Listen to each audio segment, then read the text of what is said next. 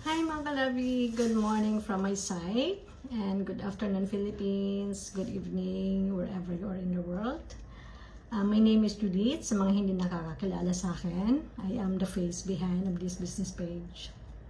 So I am here in London working as a healthcare assistant for 18 years now.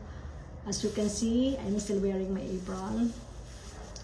So guys, I'm just encouraging you and I just want to share it with you na kahit asan man tayo, kahit na nasa abroad tayo, nasa tingin natin, malaki na kinikita natin, hindi po totoo yun, kahit na nasa abroad.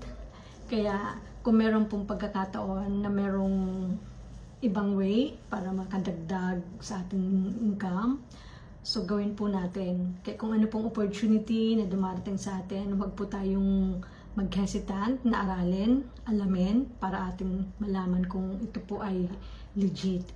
Kasi kung aasa po tayo sa ating sahod, wala pong asenso ang ating buhay. Kumbaga, magtatrabaho po tayo until we drop. So, my biggest why, kung bakit ako sumali sa business, ginawa kong business na to, kasi ayokong magtrabaho until I drop. Ayokong magtrabaho hanggang sa ako ay mag-retire. Kasi gusto kong i-enjoy din ang aking buhay habang ako ay may lakas. Kaya kayong mga mami, kahit asan man kayo, kung kayo po ay talagang naghahanap ng extra income, ini-introduce ko sa inyo ang aking business opportunity na aking ginagawa sa ngayon. Ako po ay willing na i-share sa inyo. Kayo po ay mag-message lamang sa akin kung gusto niyo pong malaman lahat ng information. Kasi ito pong business na to, hindi po kailangan kayo ay may experience o marami kayong knowledge about running the business. Kasi lahat po ay ipoprovide sa inyo. Kayo po ay may mentor at may coach. Ako po ay yung magiging mentor kung sakali. And then po, lahat ng details ibibigay sa inyo. Meron po tayong step-by-step guides kung paano gawin ang business na to. Lahat ng training ibibigay po sa inyo. Kaya wag niyo pong i-worry kung paano simulan, kung paano aaralin o gagawin.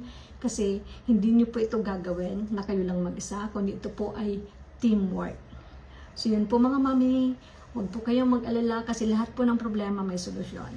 Kung tayo po ay nangarap noon na mag-abroad at narating natin, so ngayon po ulit, pwede po ulit tayong mangarap para mabago ulit ang buhay natin kahit nandito po tayo sa abroad. Kasi ang sahod natin sa abroad, para sabihin natin at alam naman ng lahat na hindi enough para sa lahat kumbaga. Kasi sa dami na ng mga gastusin, tumutulong tayo sa mga family natin back home. So, syempre gusto natin mabago pa ang ating buhay. Hindi lang tayo pwedeng umasa sa ating sahod, di ba?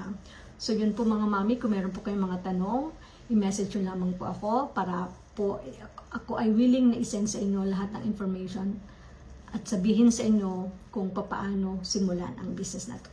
So, mga mami, see you po ulit sa aking susunod na reels. Kasi po ibibigay ko po sa inyo lahat ng mga step, mga guides kung paano po mag-start ng digital business. So yun lamang po mami, kasi ito po naka-apron pa ako. So yun, salamat, God bless everyone. Let's choose to chase our dream. Huwag tayong titigil na tuparin ang ating mga pangarap. So yun lang po, have a lovely Tuesday and God bless everyone. Bye!